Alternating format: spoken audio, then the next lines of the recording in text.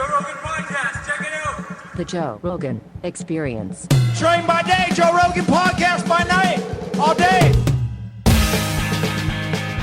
All right, man. We're rolling. What's happening? Nice to meet you. Oh, hey, man, it's awesome to be here, man. Really. Yeah, like, I got to say hi to my son is just so thrilled. He's like, he's 15 and he literally freaked out. He's like, oh my God, all of his friends are going to definitely be watching too. Yeah. What's his name? Carl with a K, and I met a Carl in the lobby, but it's a C. But yeah. That's not a human, a non-human Carl. Yeah. Well, what's up, human Carl? Yeah. So, first of all, are you the only guy that figured out that you don't have to wear suits when you're a senator? Yeah. No, it's. I'm sorry. What was that? I said, are you the only guy that figured out that you don't have to wear suits as a senator? Oh, okay. Yeah, no. I know it seems strange, but it's like, I mean, I'm a bigger guy, and I can't afford custom anyway. And I'm claustrophobic, and I hate them being in that kind of shit. And I've always dressed like shit, and and I know, and then that whole thing kind of got away of us. People assumed that there was a dress code issue there. Yeah. And I'm like, no, I wasn't behind that. But of course, everybody pointed at the dude that dresses like a slob, and then the whole nation just had like a meltdown, like, oh my God, the Senate's on fire because I dress like a slob. But my life is just much better in D.C. that unless that I'm going to be on the floor, that I'm not going to be. You're never going to see me in a suit, and I think that's a more authentic kind of way that I live. And I don't judge anybody on how they dress or those things. I just dress this way. And there's also practical issues as well, too. Like I have chopstick legs and I have no ass and I can't keep pants up. And hoodies, it's like I don't have to iron that shit. So it's just like easy, it's comfort. And it's like I just feel like that's... I mean, and if somebody judged me, and people have said that, but it's like I'd rather have somebody know. And I promise you, a lot of people and dudes, especially in Western Pennsylvania, love to wear suits all year. I mean, shorts all year, and dress like that. But to me, it's about comfort and practical. Well, I mean, it makes sense. The whole dress code thing of wearing suits and you're more serious because you have certain clothing on, it seems pretty silly. Sorry, what's that? Let's tell everybody what's going on with your iPad. So because you had a stroke, you have difficulty. Do you have difficulty hearing or? Well, no, I can hear just perfectly right now, But there's just the one kind of a lingering issue. There's a lingering issue, and sometimes I lose just a couple steps on time. And then now, after that, that's the only thing. And thankfully, the stroke never touched my intellect things. But the stroke nearly killed me. And again, I don't... But I use captioning in situations just like this, in interviews. That's why I can really make sure exactly what's being said, and then I can able to just participate. If somebody wears the glasses, it doesn't mean that they're illiterate. It just means that's a tool that allows them to participate or drive or those things.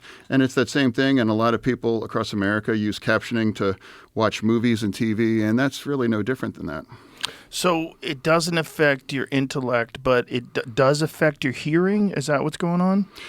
No, I can hear and I can listen to music.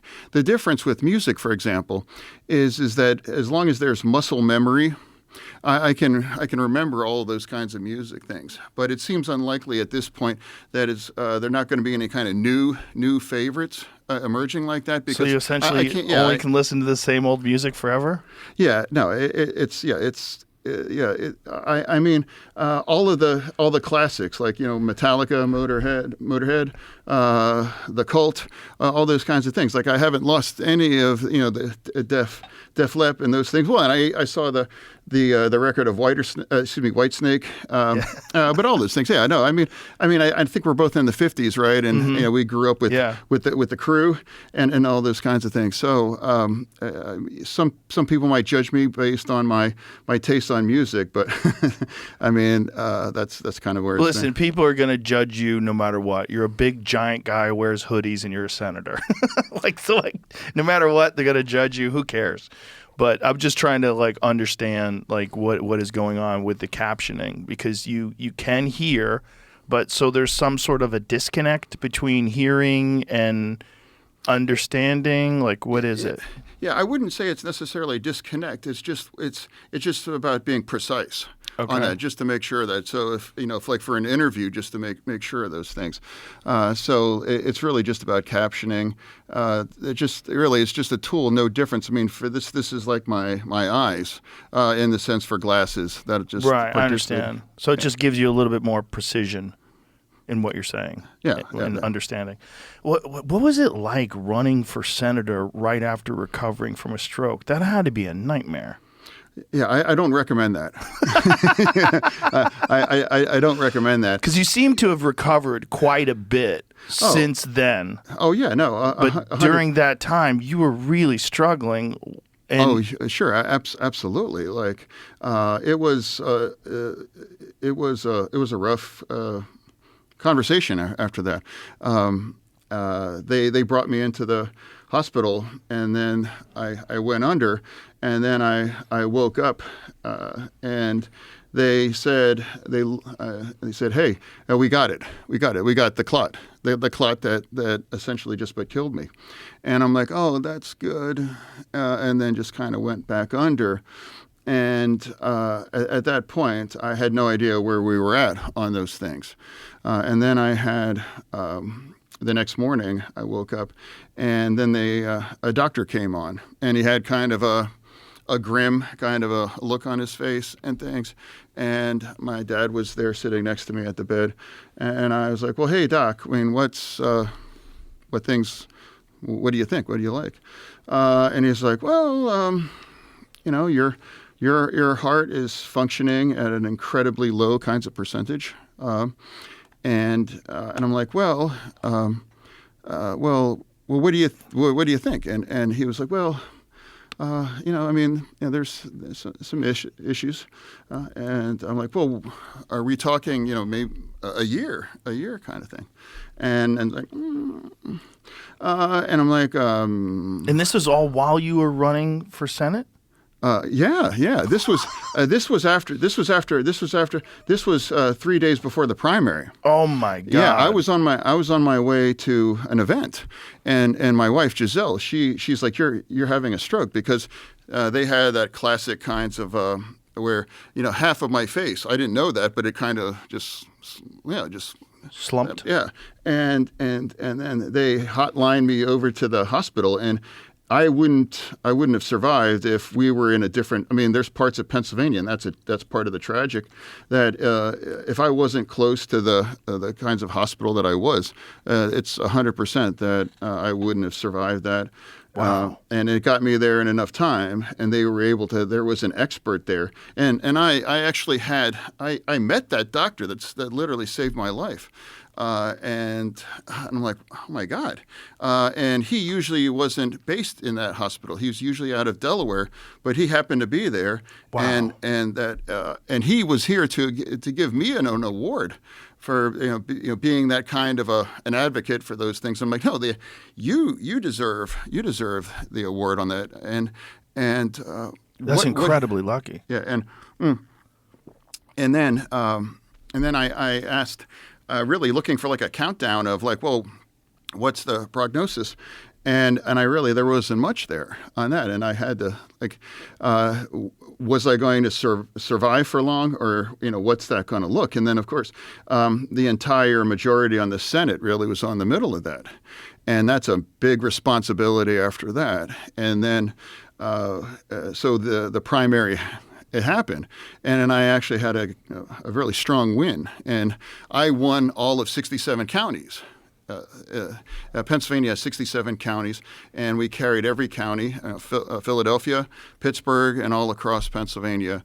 But at that point, I had a responsibility. It's like, am I able to recover, or when am I going to be okay? And I wouldn't recommend being in that situation. But I made a commitment. More than anything, I was more worried about being around to be a dad. I mean, I have three young kids. and my wife, she lived through all of this. So at that point, it started. I was in the hospital for about 10 days. And I start to get better and better. The strength started to come back a little bit, but it was still rough. And it was very, very clear, though, that I had a capacity to. It's been impaired on hearing and those kinds of interaction and those things. But that's the thing. But I had to decide by August 15th, and that's my birthday, ironically, that if I step down by then or before, then they're going to have to find somebody to replace me on the primary, and that was going to be my dropout day on that. So what was the operation? How did they do it? How did they remove the clot? Well, it's. I had to originally. I had to go back to. I have to learn how to talk and speak. I went to a speech therapist and have interaction and those kinds of things, and my hearing and those kinds of things were still impacted by that. And they had to monitor my heart because it was it effectively stopped. I found out after the fact that it actually stopped. And then that my heart had to recover. So there was two kinds of things working there. My heart. And then right before the primary, they walked in and they said, well, here's what I suggest. Here's what I suggest. Now, we are going to put a pacemaker. We're going to put in a pacemaker. And we're like, hey, that's the best thing. So they put that device right here. And for anyone, if you're not really what that is, a pacemaker, but that manages your heart. Because I had a significant issue with AFib, and that's really what did that to my heart. And they put that in, and then that was right before the primary, and they put me under, and I. So what year was this? This was 22. 2022. And before you had this stroke, had you ever had any issues before with clotting or anything like? Was this like not with clotting? I have for good things and for bad things. My heart was just like my father's, and he had an issue with AFib, and he was in the hospital for. So it's a genetic. Yeah, a genetic, and. But I didn't. It was never an idea. It was never an idea that I was going to even having a stroke. That wasn't part of at least my thinking. I knew that I was in distress. I could tell that my heart was in problem, and I was just going to get through this primary. There's a lot running on that, and then that it didn't work out because the stroke hit 3 days before, and then that forced me, and that put me on an incredibly different kind of a path after that. And so, where do they go in when they're removing the clot? Do they have to cut your skull open? Like, how do they get it out of there? They went up. In your vein, in your leg, and they went up in, and it's a remarkable technology that through your leg, all the way up leg. to your brain, and they just sucked it out, and they actually had an X-ray or whatever, and you could see like, hey, we got it out, and I actually got to see. Although I really was still kind of out of it, but that was the clot that all but took my life, and so. There were a lot of things there. Suddenly your mortality was kind of like put right there in front of it. Yeah. And through that. Do they have any idea what caused the clot? Do they understand like what happened to you? My grandmother had an aneurysm, and it was a horrible situation. They didn't find her for several hours. Afterwards, my grandfather came home and she wasn't in the house, and then he found her in the backyard. She had collapsed, and they gave her 72 hours to live, and she lived for 12 years like that. It was horrible. My grandfather had to take care of her. It was really, really rough. So I'm always like really concerned with that kind of stuff. Like what causes it? Do they know? Yeah. Well, it's. I had, for the first time in my life, and I hope it's the last time, that I'm confronted by this idea that the doctors weren't able to provide any kinds of certainty, or it's like, oh yeah, man, you're going to be okay, or things are going to be okay. That wasn't So they don't know what caused it. Well, just I mean, happened? it was AFib, and my heart weakened, and the stress of the primary and on the ongoing kinds of issues, it was already weakened about that issue earlier, and everything kind of came together, and I guess my heart deteriorated to the point where that caused the clot, and then the clot, that's what nearly took my life. So then you have to go to work. So now you are an elected senator, and you have to go to work in the middle of recovery. It's. I think. I mean, it's so It's. I had a significant responsibility to stay in that and winning through all of those things, and that was difficult enough. It was an important conversation, and we had to run a campaign. When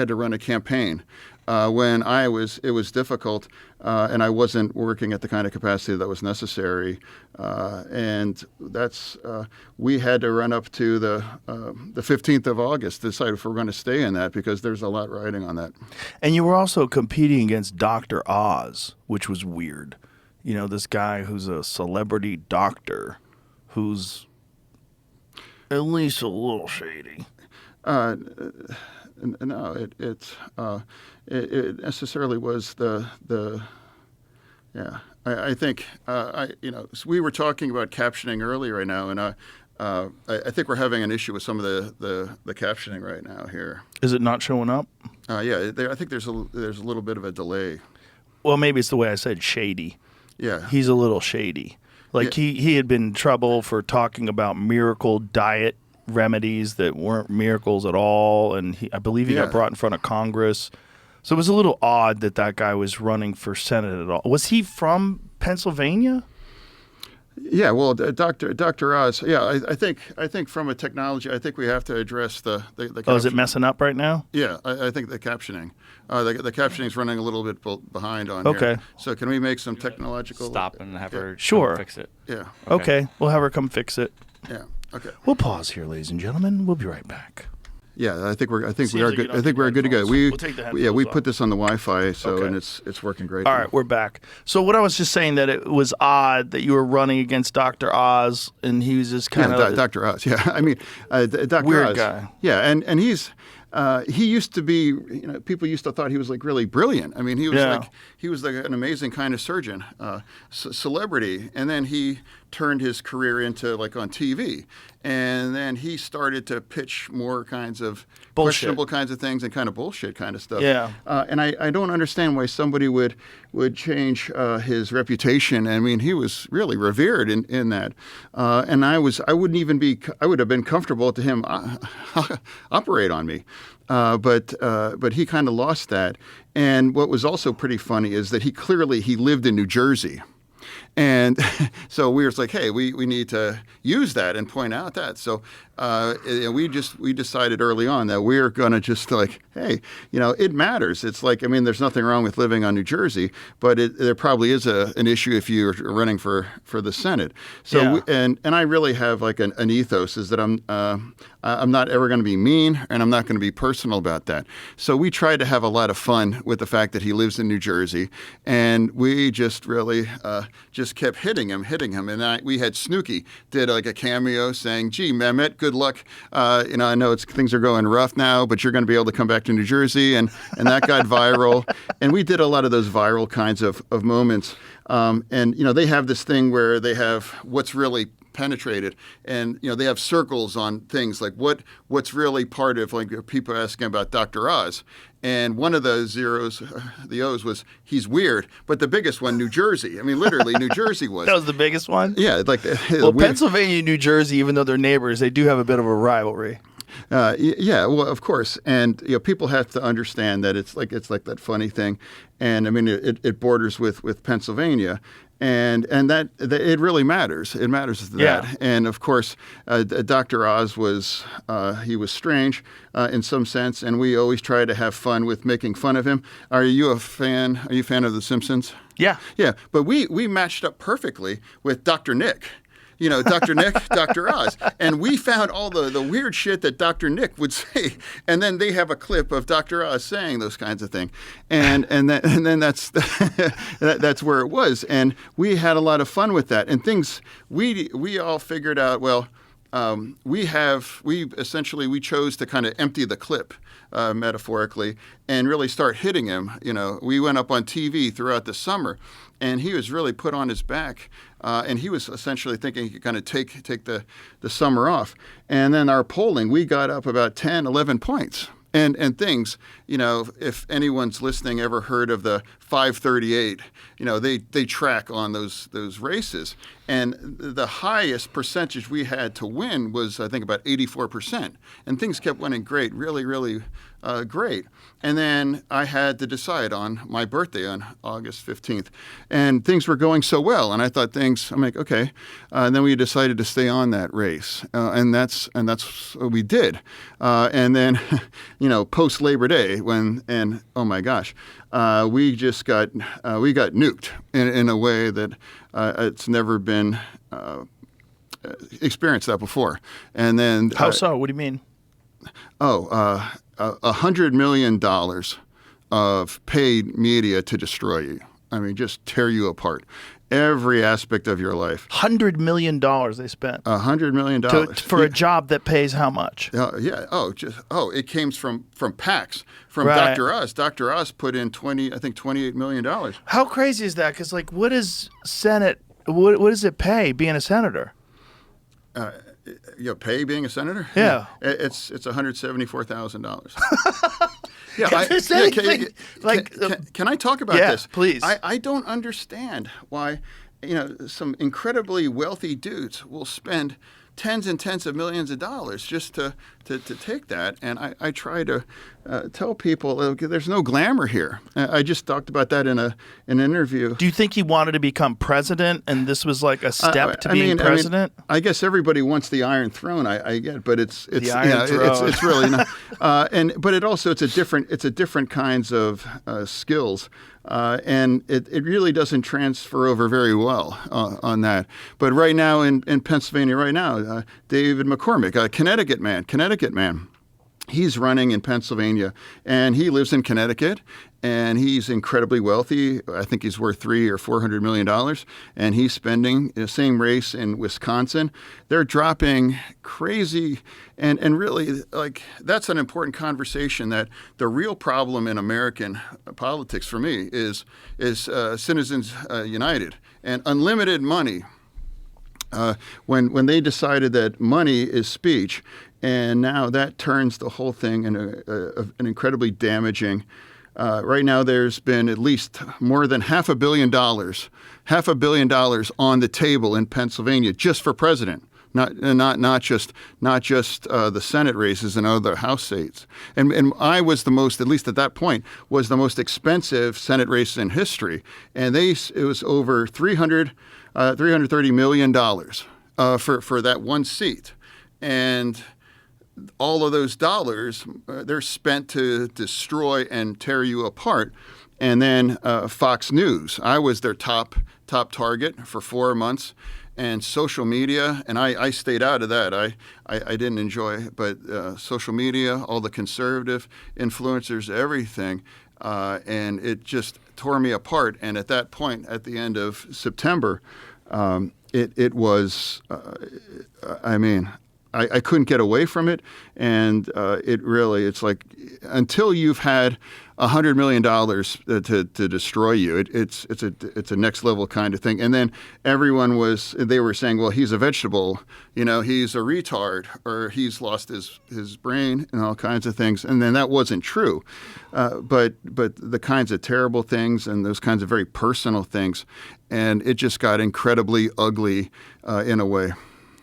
Yeah, that has got to be a terrible experience to to realize that there's so much money being spent just to attack you, and that you're a part of this very, very large and corrupt machine that's going after you just because they want to control this state.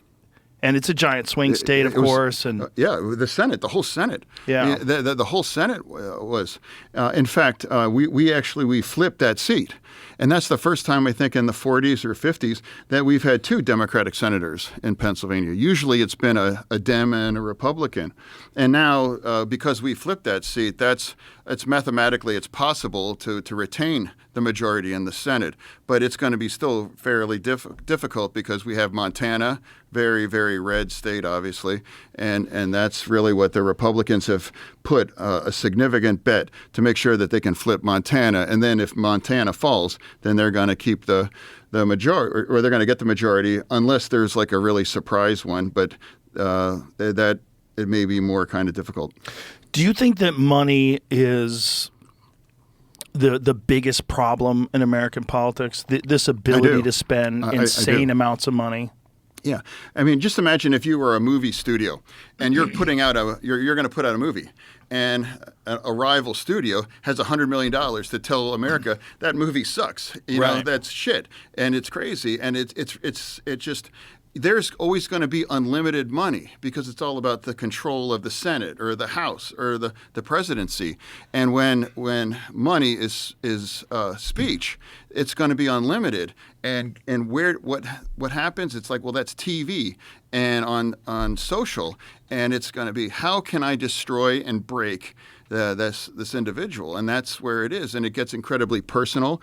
And it has an impact. I mean, that certainly it has for me. And until we have unlimited money, it's going to get more and more mean, personal, and expensive. And if you look at the billions of dollars that's spent, what we could have done for our society, the kinds of rails that we could build, and other things, if we didn't spend all those money to tear each other apart. Yeah, it's very strange, and it sets a terrible tone for the rest of the country. Because these races, even though when they're over, people go back to a certain level of civility, it's already been established that this is on the table. These personal attacks, this evil, vicious propaganda, taking things out of context, conflating people's words. Yeah, no, you have, you take a quote, take it out of context, clip that shit, put $10 million behind that, and that's in front of millions of eyeballs right there spontaneously on that, and it's directly right at you, and it's unlimited money. I mean, when you look back on this race, it's like you are going to be stunned just how much money is put in that, how crazy those ads are. And you can't get away from it. Like Montana has, I think, 600,000 or 700,000 voters, and they've dropped $250 million. I don't know how you could even spend $250 million in Montana. It's like if you have $100,000 in cash, you have to pay that in going to a McDonald's. I don't know how they do that, but I promise you, everybody in Pennsylvania or in any of these kinds of contested states, they just can't get away from that shit. And at this point, they just stop paying attention to it. It's like. It's noise. It's toxic kinds of noise. And it sets a tone for the whole country that we're willing to engage in this way. Oh, yeah. No, it's like that's the thing. It turns everything into a night fight or worse. Yeah.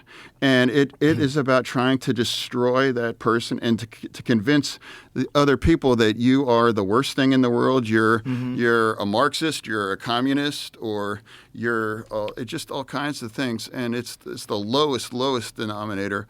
And if you really want to fix American politics, I mean, there are issues, but I promise you, if you removed that would be a dramatic kinds of thing. And we all have to play that game. Some of us, like myself, I got a lot more of my money from small dollar donations, like Bernie. Bernie, I know he's been on the show. Bernie. But then other ones, it's like everyone chases the bigger checks. It's undeniable there too. And it's so disingenuous, and there's PACs and there's other kinds of organizations, one way or another, it's just a way to funnel tens of millions of dollars to just tear someone apart. What was your background before you got into politics? I was a social worker, and I came to a very deeply broken and fractured community, and I actually started helping young men and women get their GEDs and just kind of getting their lives back on track in that sense. And then that's why I did that for several years, and then I decided I wanted to run for mayor of a small town, and we had problems with inequality in a community that had 90% of the population abandoned the community and left. And if anyone's aware of the U.S. Steel, I mean, I live right now across the street from that iconic steel mill. I mean, that's really, that used to be America's Silicon Valley. Like about half of the world's steel used to be manufactured there. But now so much has changed. And then I ran for mayor, and a small town mayor. And then that turned into, well, I decided like the kinds of issues that were meaningful to me and the personal kinds of experiences, I just thought, hey, I want to project my kinds of experiences and my values. And I started, I ran for the first time in 2016. I ran for the Senate. I mean, it's pretty kind of strange that you have a small town mayor running for the United States Senate. And, but I mean, we had no money. I mean, zero money on that. But we'd had a really like grassroots kind of a thing, and we got out across Pennsylvania, and we came up a little short, but we pulled in 20% of the votes, which that was pretty. People thought that was pretty remarkable, and I carried my home county, which is Allegheny. That's the second largest, and that really kind of set the stage to run for lieutenant governor a couple years later after 2016. But 2016, though, that was where America met Donald Trump. And I was early, turning the alarm off, saying, hey, we have to be concerned here. Like, Trump has connected with people in ways that it's like we have to be concerned. And I'll never forget, it was June in 2016, and I was a surrogate for Clinton, and Trump announced, hey, I'm showing up in a town called Monessen, which is a small steel town in the valley down from ours. And I'm like, why is he showing up in? I mean, that's not that so. Either he's crazy or they've plugged into something, and like I have to see that. So I try to get into that just to kind of see what was going on. But they recognized me and they said, "Yeah, get the fuck out." Well, you're hard to hide. Yeah, and so, but they're like they figured out that they have to connect and to make that kind of an argument to go to these kind of places, and it resonated, and you started to see a lot of the signs and a lot of the energy, and it's like, hey, there's a problem, and the Clinton campaign, everybody assumed that she was going to run away with it. Yeah. And they made the mistake of just showing up in Philadelphia, and Pittsburgh, and assumed that they were going to be okay, but a lot had slipped. And now the margins, Trump created margins that were unheard. We referred to them as Romney margins. So in other words, you have red counties, and Romney would cover those by about 60 to 65%. And Trump did. He created 80s. We were losing 80-20. And we're like, well, yeah, that's a small county, but yeah, you multiply that by 57 other counties, and that's how they scale up, and that's how he won. And he won by 45,000 votes. And that's why he captured the blue wall, and that made him president. And here we are right now. The blue wall is, they're both fighting on the blue wall, and the blue wall is Pennsylvania, Wisconsin, and Michigan. When you were running during 2016, what were you trying to accomplish? Like, what did you want to do that you felt like you could uniquely provide a service for? Well, it wasn't. I just think it was just different. I'm like, hey, I was running for about forgotten places, people where America's turned their backs on them. and talking about those kinds of important issues like living wage, abandoning the industrial parts of America. Some people watching what things have been left behind in places like Braddock. It's like it's astonishing. 90% of people left, and 90% of the buildings are gone, and that whole region has just been thrown away. So I just wanted to, I didn't, there was a path. I mean, there were two other people in the primary. And I thought I could maybe split. I could split the other two and just sneak by and get 33% plus one extra vote. But I came up a little short because I had no money, because it's always going to be about money. And then Katie McGinty, she won, but she lost. And then that was that same cycle. And then the same year that Trump won. And so since you've gotten into the Senate, what meaningful change have you been able to accomplish there? Well, again, you're a freshman. And, my colleague and one that was just here, Senator Vance, I mean, we were both in the same cycle. We both ran in 22. So we both there for less than 2 years. And it's really based on seniority, and it's just kind of like, hey, get on the end of that line, So you are a freshman, and it's, your influence is, at least in the institution are limited in some sense. But if you have a bigger platform, and I did, and I try to have those kinds of impacts and having those conversations. But my first half of that first year, that was a little. Took a different detour because I was dealing with depression. I was with depression, and I realized that I was in a bad place. So having to make those kind of choices, and I signed myself into Walter Reed to get help because the depression and so I think it's an important conversation, and I thought at that time it could be difficult, but I thought it was important, and now if that costs me something politically, I'm okay. So that's why I'm continuing. So the impact I've had, I never fully expected that voice would break through. And I'm in contact with people constantly saying, thank you for talking about this. I chose to get help, or I chose not to follow that path on self-harm. And so I've had active conversations with member of Congress or fathers with younger kids, and they're like, hey, can you please talk? And I do that. I'm happy to talk to anybody. And so that's a way I've had an impact through all of that. And also my voice through after what happened on October 7.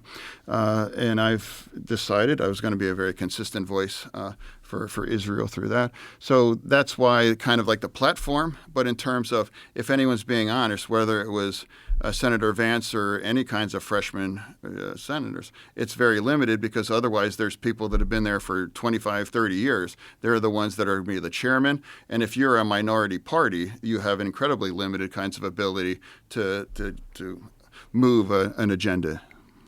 So the depression thing, I think it's very important that you talked about that. I think transparency is something that people really appreciate. So many people suffer from depression. It's such a normal part of being a human being. And for a guy like you, who's a senator, who's already gone through being attacked, already gone through all of these horrible things that they said about you while you're recovering from a stroke, it takes a lot of courage to come out and discuss that. I think it's really important. I'm really glad you did it. Well, I don't. Well, thank you, but I don't think it was really courage. It's like I only had a choice. But it is courage because you know you're going to be publicly attacked, and it's a vulnerable point. But I think it's not, because I think so many people suffer from it. I think there's courage in coming out and talking about it openly and realizing that people are going to use it as an attack vector and saying, you know what, this is important to talk about. This is important to acknowledge and to show people that you can recover from something like that. Well, originally I was just going to talk about depression.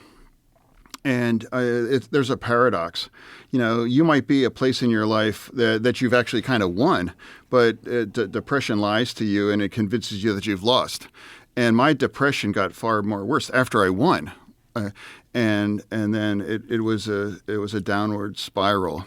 And then if you don't check your depression, then you go down a dangerous slope about self-harm. And I got to occupy that kind of a dark place. And that's when I realized that I have a choice. It's like if I don't address this, then I had an emergency brake. It's like I have to stop. I have to, and that was my kids. I'm like I can't be the example. And when you're going to get older in life and you're going to have those kinds of challenge, well, hey, Dad decided to leave.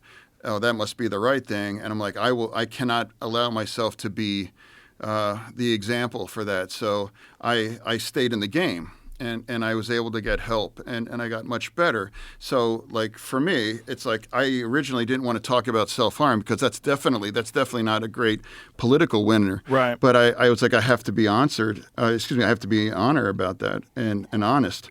And people, that really resonated with people. I think the first person, I was the first politician, especially at that level, talking about self-harm. And, if people that are suffering, you have a huge audience. I'm willing to bet plenty of them are suffering from that or looking through those kinds of issues. No doubt. Yeah. And I promise people, whatever your path is for recovery, and I'm not an expert, but if you promise yourself to stay in that game, that you already, you're almost guaranteed to get better because I promise you it will get better. And I was at the point where I was really, in a very dark place, and I stayed in that game, and I am staying in front of you right now and having this conversation. And so that's what I try to tell everybody, whether they're listening today or in other times when I've had that. It's an honest conversation, but it is a red and blue conversation, and it's a rural and urban or suburban conversation. It's men or women or even younger kids. I've had conversations with teenagers, with their parents, and they've even tried to take their lives. And I can't think of anything much more tragic than, especially a young person, taking their lives over some of the things that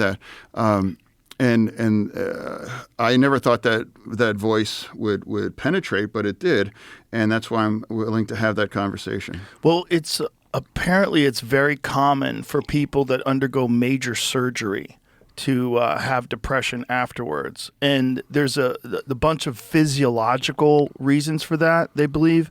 My friend Dr. Mark Gordon, who's done a lot of work on traumatic brain injuries and depression amongst athletes and soldiers, he did a lot of research on that, and one of the things that they found was that people that undergo like a long period of anesthesia and either heart surgery or any kind of major surgery, there's a disruption of your endocrine system afterwards that leads people to be just weary and broken down.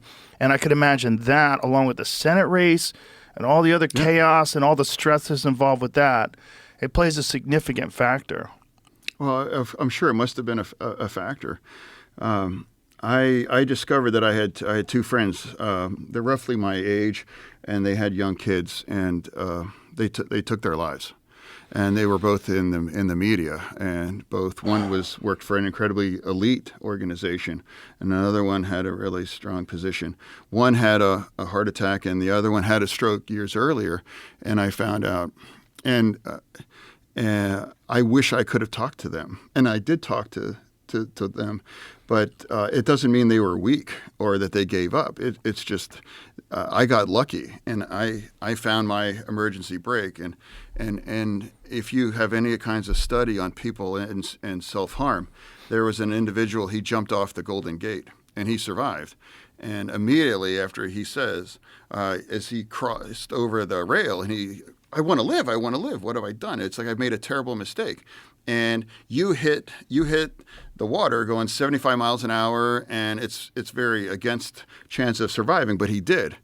And now he became obsessed with this idea, and he looked out for everyone that survived. And about 45 people out of 1,800 people that have jumped over, they survived. And it was unanimously, people immediately like, oh my God, I want to live, I want to live, I want to live. And not one single person thought, well, I wish I was more successful. Like I try to put that forward, and I can't imagine how difficult, because they had children the same age mine, and trying to explain to a 10-year-old son, like, why did Daddy leave? And those are dark conversations, and it's not about weakness. It's about trying to get away from that.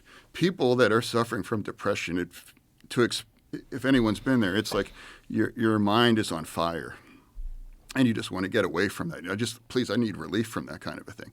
And every now and then you have kind of like the eye of the hurricane, where you finally thought maybe things could get better, but it roars back in, and it's like you get back to that very dark place. And I just tell everybody, I'm begging you, stay in that game. I promise you it can get better. And the depression is lying to you. It is absolutely lying to you. But don't make the kind of choice that you can't come back from. I have a friend who jumped off the bridge, died that way.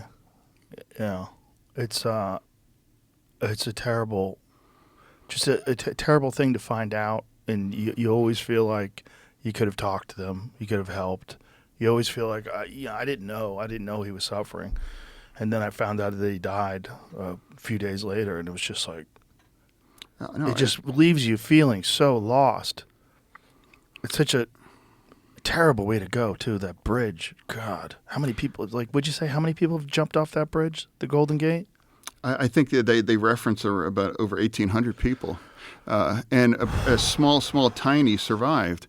And really being faced that idea that you're not going to come back, it's like spontaneously curative. Like, oh my God, I want to live. Like it was unanimous about, and that's such an important kinds of research that he did. And it's like, and again, like that's my message. It has to be very simple. Stay in that game. It's like you can't do this. You can't do this. And you need support. Yeah. You need support, whatever that is. And some people have different kinds of resources. I mean, I would want that for everybody, the resources that I had. And that's not fair. It's not fair. I got lucky. It's not because I'm so much stronger or better. It's like, no, I just got lucky on that. And I promise you, you're not going to regret staying in the game. And you can get better, and that is probably, I think, in my opinion, that's about 75% of getting back better. What have you done to help? What has helped you? My family. That's really what, every person needs to have that I call that like an emergency brake. It's like, you're out of control. You're having the darkest conversation you'll have with yourself, and you have to have something to stop that. Otherwise, you're going to go over the edge. And everyone needs to have that, whatever that is, whether it's your family, whether it's your wife or your husband, or whether it is, or that there has to be it has to get better. It's going to get better. That's why I say stay on the game. And I'm not an expert. I'm not trained in that. But when people reach out to me and say, well, I feel like this, and I'm like, hey, it's like, help works. I promise you it will get better. And I can't guarantee what your path will be. But what I can say is that stay in that game, and you are going to find your way on that path. And you're never going to regret. It's like, the finality of that, and some things you can make a bad choice, and that might set you back in life, but that's the one choice you can't come back from, and you will leave people in your life that they'll never understand, or you wish you could reach back and you could let them know, stay away from that kind of blackness, because I promise you would regret, and if you can't come back. So what has helped you? Counseling, medication, what are the things that got you back on track other than just your family? The election, and everything, I was convinced that I've lost everything. It was difficult to fully speak, and my kids, they got pulled into the social media kinds of invective, and it's like I've destroyed my health. And now I've against odds I won, and now am I going to be able to do this job? And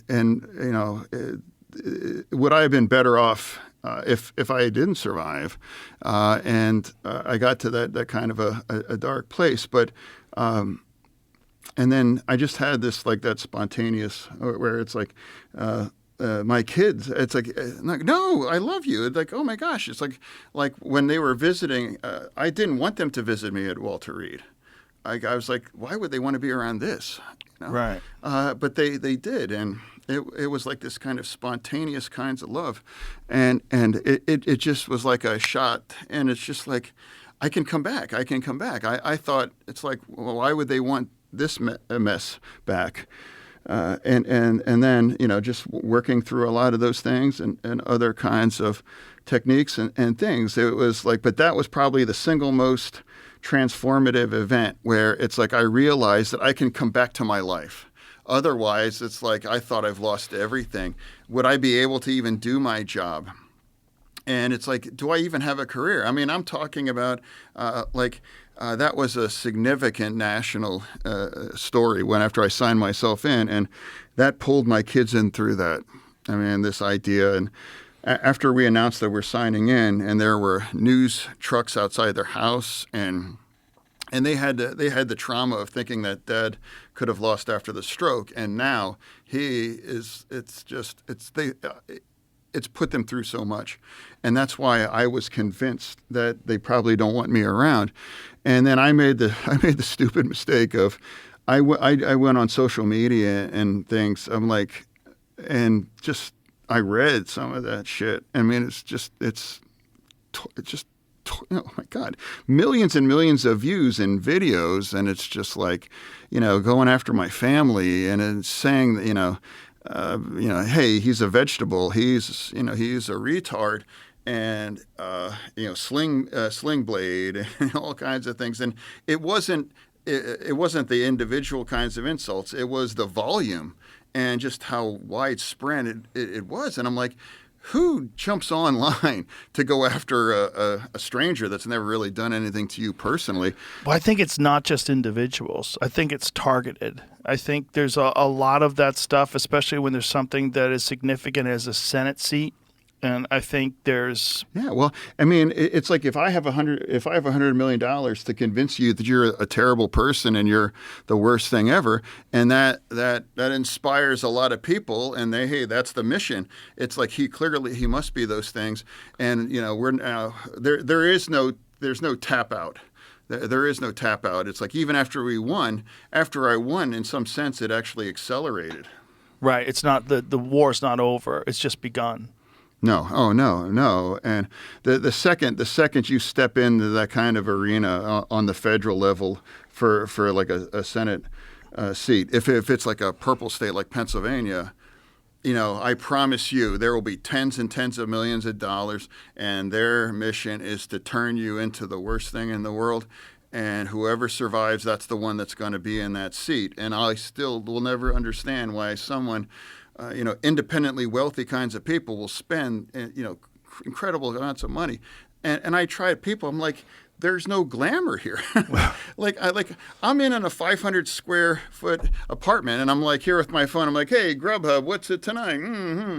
And then it's like, I watch, TV on Netflix and things, and I ask my colleagues, I'm like, hey, is there kind of secret society, like crazy parties, or sitting around with cigars and this? And they're like, well, no, I kind of have the same version of that. That's the perception, though, right? The perception is the perception is we invited into a club. Yeah, now you control the world. Yeah, that we all have witty kinds of dialogue on West Wing. Like talking like all this, kinds of turn. And really, it's just like, and I describe that as a lot of it's just bad. It's just bad performance art.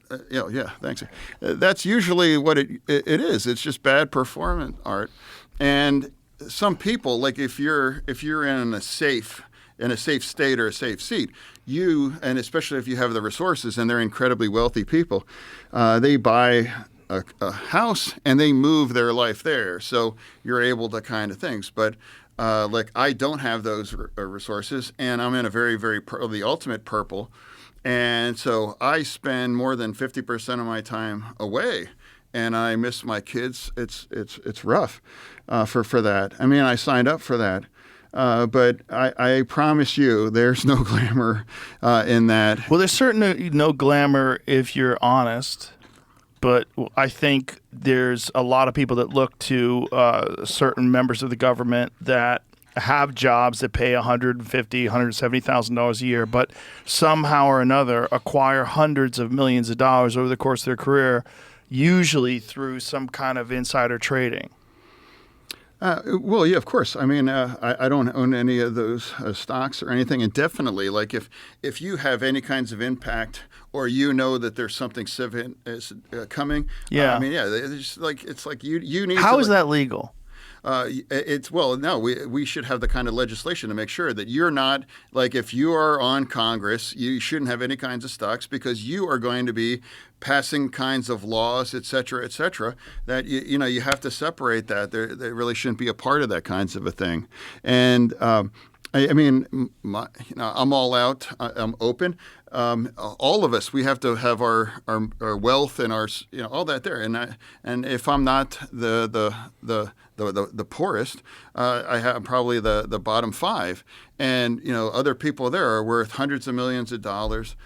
So we can't have that situation where if you're going to be involved on those kinds of legislation, that you can't be enriched by those kinds of, and there has to be some kind of influence. That seems simple. That seems like logical. Like most people would agree to that. Yeah, there's a lot of inertia. It's the same thing. I think if any one of us were being honest, money is destroying our democracy, and that's some people that might sound trite or it's a cliche, but it's 100% though. I think 100%. Most people who are objective would agree with you. I promise you, it is absolute. It is a scourge of American democracy. And money is king. And what's that money for? That money is for tearing you apart.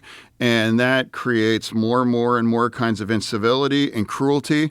And then now, when I was in graduate school for that stuff, I mean, there was no social media, and there wasn't podcasts, there wasn't all kinds of things. So that made it more difficult. But now there's all of those things, and social media is an accelerant, and just unlimited money, and that has like. I'm sure you're an athlete, and if you've heard that NFL players, it's like, wait, would you want your son to play? And sometimes say, well, no, I wouldn't want that for my son. And it's like, I'm relieved that my oldest is like, he has no interest in being in politics and that. So I can't imagine it's going to get better until we address this idea that unlimited money is unlimited attack, and it's unlimited cruelty and hyperbole, and just all kinds of poisoning the well that half of us are going to hate your guts, and the other half, hey, that's my team. Yeah. So, well, I strongly feel that the internet should remain the way it is in terms of people being able to post on social media anonymously if they so choose.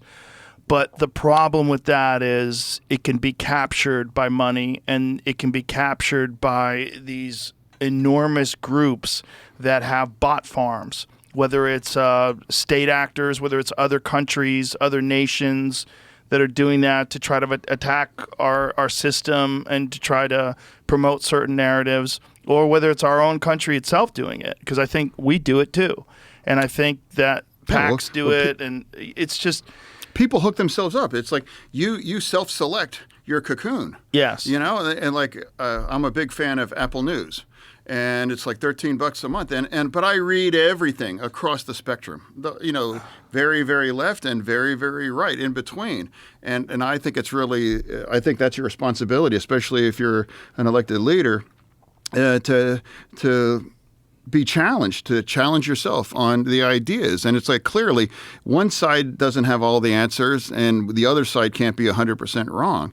And it's just like being challenging and living or taking in other kinds of perspectives. I think that's a responsibility, because otherwise, if you only just cocoon yourself into, and it turns into one gigantic circle jerk, and that's why it turns people to just kind of dig in, and it's like, hey, the problem is them, and we have to.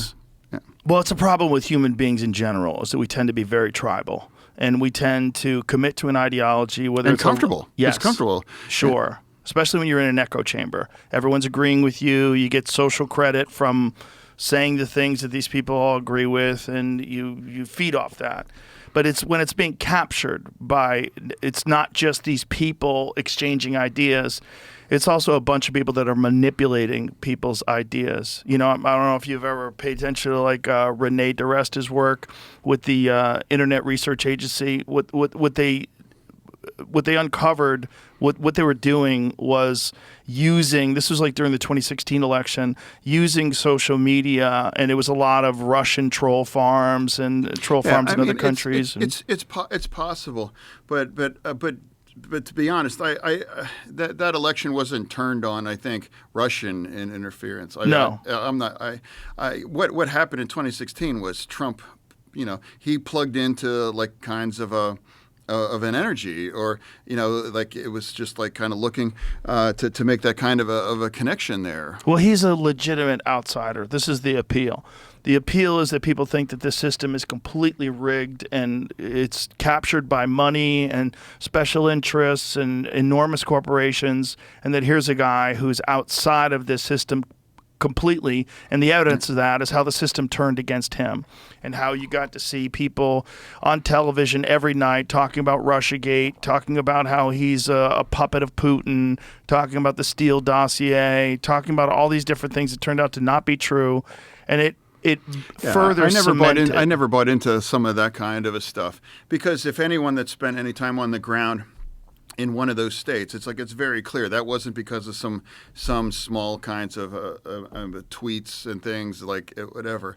It's undeniable, and also remember, like, he was.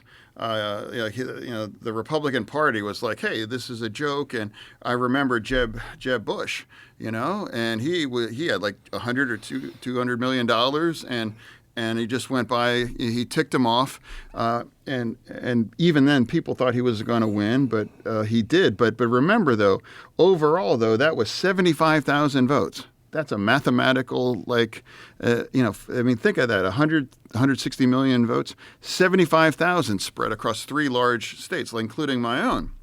That transformed American politics and in the world as well. And it just came down to 75,000 voters in those 3 states. And that's kind of where we're at. Yeah, it's an extraordinary time in that regard, right?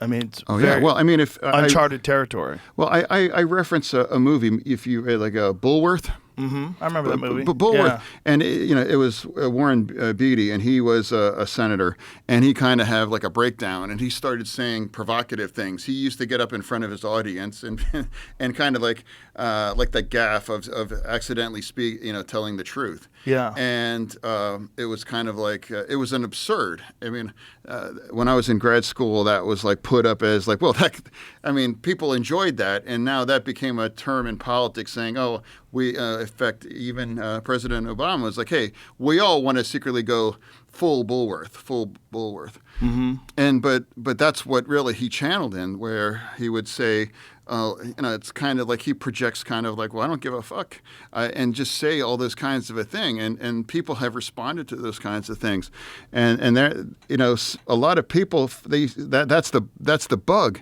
but you have to understand that for enough people, that's the feature, yeah, and that's kind of what they want, and whatever that is, it describes. a brand that, it's not. I don't admire that, but you still have to kind of marvel at the level to say crazy kinds of things that well, I guess maybe we're both old enough to remember when George Bush, Al Gore, he is like, oh, God, this guy. And that moved the polls. People were like, he rolled his eyes at Bush, like things. And like it used to be much more staid. And now think of what's been said now Right. and all of the stuff. And I don't think people aren't paying attention. Some of the whatever the latest outrage is. Yeah, it's I think one of your appeals is that you speak like a normal human being. You speak like a person who actually cares about these issues, and you seemingly speak from the heart. You don't seem polished, which is a good thing. And I think people. I wish I was more handsome. I don't think that's good. No. I know. It's like I'm honest. Yeah, I'm honest. I think I'm in touch with what I'm limited. I wasn't blessed with model looks, and but it's not looks. It's the polish of speaking like a congressman, like a senator, like a presidential candidate. Yeah, but it's this kind of bullshit way of communicating that's inauthentic. That even though it's effective, even though it's polished and smooth, people never get a sense of who that person is as a human being. Well, Trump is not polished. He's not polished in that sense, but you get a sense of who he is as a human being. There doesn't seem to be a veil. There doesn't seem to be this disconnect between a human being and the thoughts. You might not agree with him. You might think he's crass or rude, but at least you know that he's the guy that's talking. These are his thoughts, and people trust that way more than they trust someone who's, polished but full of shit. Yeah, no, it's that Scarface. It's like, word and balls. Yeah. I'm not gonna, and that's you're losing politically if you're telling people to not believe what their eyes are seeing. Right. Right. These kinds of issues, and it's like I'm not going to lie, or I'm not going to toe a line if I don't believe in that. But in terms of the conversation.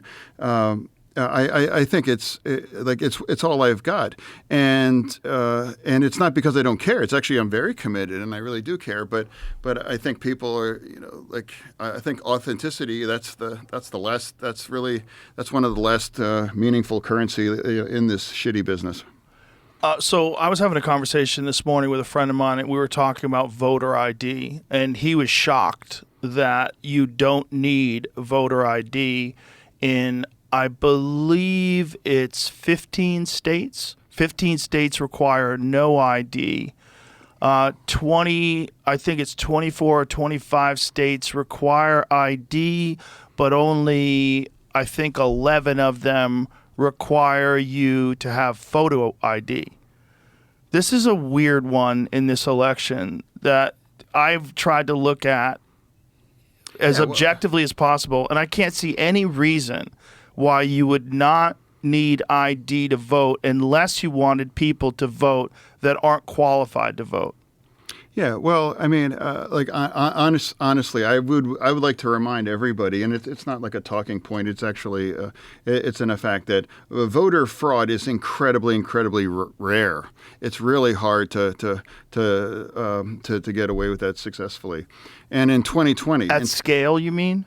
Yeah, it's not scalable. Yeah, it's like it's like, and usually it's kind of local kinds of communities, and people, they either know that person or it's not. It's never going to be organized in a point where you can pack a box, or you can't determine that kind of a thing. It's just that after election, it's just never been. In 2020, out of over millions of votes in 2020 in Pennsylvania, there were 5 or 6. Ones.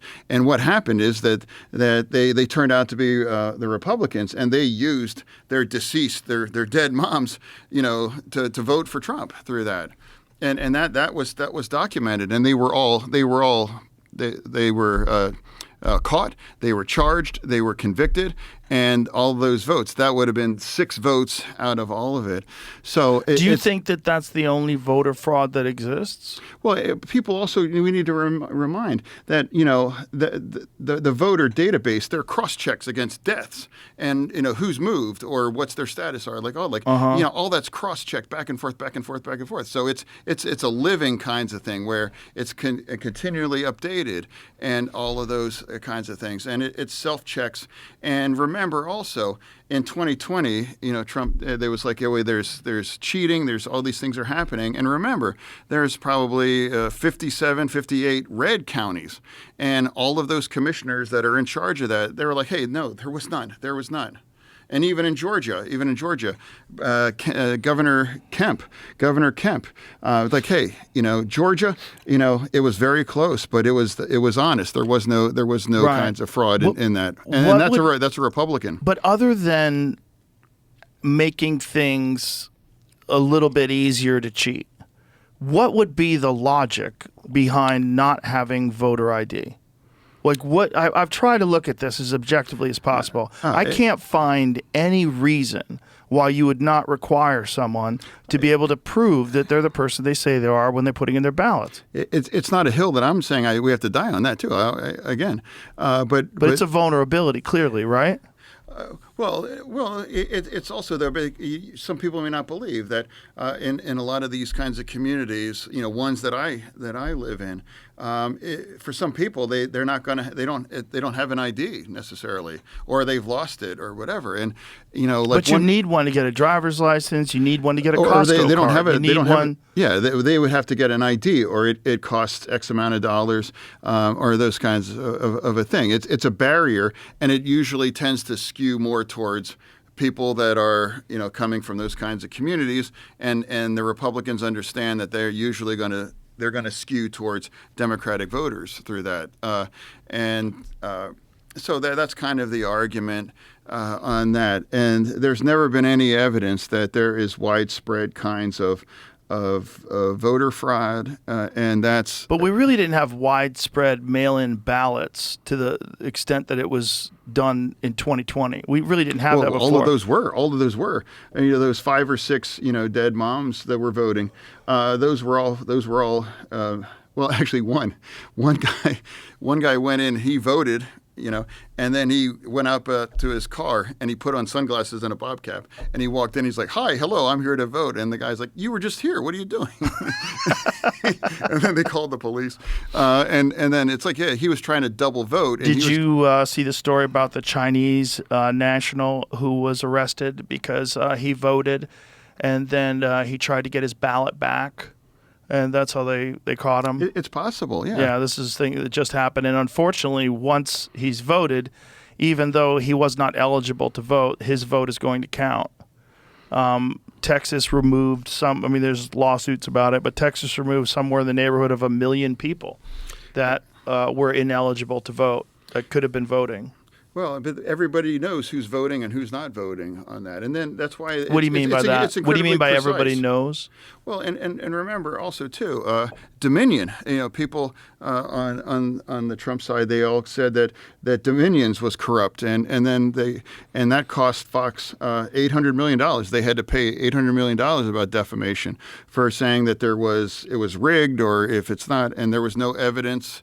And they had to just acknowledge that this was the honest thing. So, but Dominion is it's a computer program, right? It's a computer. Like that's what you're doing. You're doing electronic voting. Yeah, that was a system that mostly and often it was red states that were using those. Do you remember? Well, that is true, because do you remember the documentary Hacking Democracy? Did you ever see that? Again, there's always going to be people that are going to try to have an influence on that. Right, but did you see that documentary? It was about the Republicans doing it. I haven't seen that documentary. It was a documentary during the Bush administration, and one that they showed that the Diebold machines, when Diebold was a significant contributor, I believe, to the Republican Party, they showed in the documentary that you could use a third-party input to change the results. And they actually proved it in the documentary, and people are pointing to this as, oh my God, the Republicans are cheating, and the Republicans have used this to try to rig the election for George Bush. It was an Well, HBO documentary. I'm not accusing. I've never accused the Republicans. In 2016. No, I'm not. I'm not saying you ex- did. What I'm trying to say is that this is not a thing that's only been leveled against the Democrats using it. This is not like an accusation that only applies to Democrats. In the past, a similar accusation was applied to Republicans. Yeah, well, I mean, I think we can all agree that we need to have just like our border, we need a secure border, and we need an absolutely secure voting system as well too. I mean, that should never be considered controversial to that. And in 2016. A lot of Democrats were outraged that we lost, but I never claimed that there was the Republicans cheated or do all those kinds of things, and it's like the problem for accusing that there was voter fraud is that if you don't like the outcome, right? So and I have never witnessed an election if they've won that they claimed, well, there might be we might have cheated. No, we're not cheating. So that right. So I think that's kind of that's I think that's kind of the underlying truth about that. Mm-hmm. And of course. I think I was the first Democrat saying, "Hey, though, we need a secure border. It's a significant issue." And if I thought there was any kinds of issues, and I've been very vigilant throughout, I've been actively involved in those kinds of things, and I've never witnessed those kinds of a thing. But what do you mean by issues? Like, what kind of issues you're talking about? You're talking about people letting people in order to get votes? It's not. There's not that level kinds. I don't think there's that level kinds of organization. But there is an organization that's moving these people to swing states. There's a significant number of these people that are illegal immigrants that have made their way to swing states. And then there's been calls for amnesty. There's been calls for allowing these people to have a pathway to citizenship and allow them to vote. The fear that a lot of people have is that this is a coordinated effort to take these people that you're allowing to come into the country, then you're providing them with all sorts of services like food stamps and housing and setting them up, then providing a pathway to amnesty, and then you would have voters that would be significantly voting towards the Democrats because they're the people that enabled them to come into the country in the first place and provided them with those services. This is a big fear that people have, and that you're rigging this system and that this will turn all these states into essentially locked blue like California is. Well, immigration is always going to be a tough issue in our nation. I had as a professor in grad school, Alan Simpson, and he was a United States senator. He was Wyoming, and he was actually a pro-choice Republican. I mean, how rare that would be. Well, it doesn't exist now. And he said, you are never going to have any meaningful immigration kinds of legislation. He's like, because both sides, that's useful for them, and it's going to be back and forth. And he said that 25 years ago. Useful meaning the debate, having it always a political it's talking useful point. for one side or the other. It's right. useful. And he said they were never going to be. And he said that in 1999. Mm-hmm. And I voted for the border deal, and that went down. And that's, I mean, he said that 25 years ago, and that was absolutely true now, that they had an opportunity to do a comprehensive border, bipartisan, and that went down because Trump, he declared that's a bad deal after it was negotiated with the other side. But didn't that deal also involve amnesty, and didn't that deal also involve a significant number of illegal aliens being allowed into the country every year? I think it was 2 million people. So it was still the same sort of situation, and their fear is exactly what I talked about, that these people will be moved to swing states, and that will be used to essentially rig those states and turn them blue forever. I'm not really sure if that's what's in play.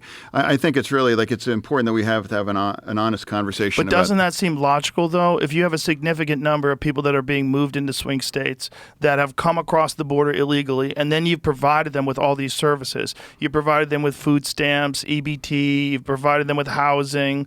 you could, if you gave those people amnesty and allowed those people to vote, and it was very organized, you're talking about 75,000 votes over a few counties that switched everything over to the Republicans. You could see how you import 10 million people over the course of 4 years illegally, and then move a significant number of them to swing states, and then provide them with all these services, and then give them a path to citizenship.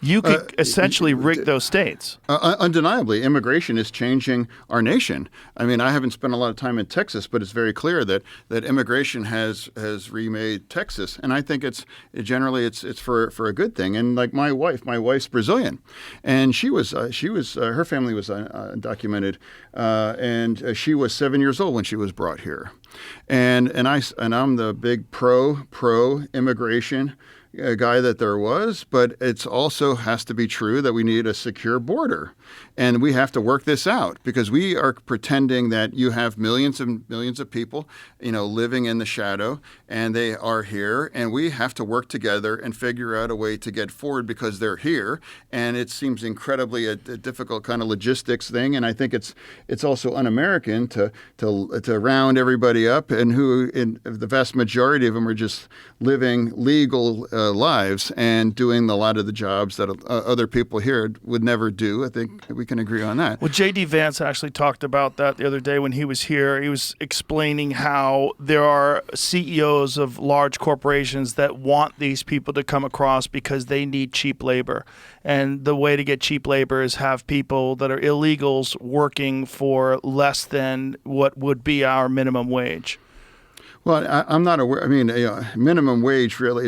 I think it's most incredibly difficult and violent kind of jobs, and that's meat jobs that a lot of people don't want to work. A lot of those are kind of really rough. Meat processing, construction, very rough. Right, and this is the thing that's been said about Springfield, Ohio. That these Haitians that have moved to Springfield, Ohio, people are complaining about them, but the people that have employed these people have saying, listen, these people are taking jobs that other people that lived in this community don't want. They work very hard, and they're very happy that they have this pathway to be in America now. I think most people that come here because they want a better life for their families.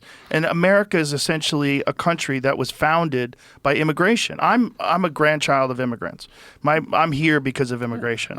We all were. Yeah, immigrants. This is an immigrant country essentially. Yeah, and it's like it's again, and like the Haitians, that they're referencing in Ohio in Springfield.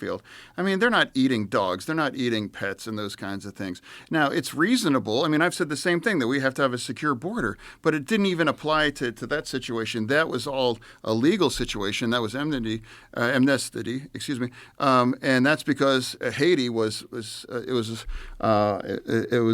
terrible. A terrible situation. Terrible situation. And to me, they were doing those jobs, and Republicans, even the Republican governor was saying, these are good workers, and this is not the problem. They aren't eating geese.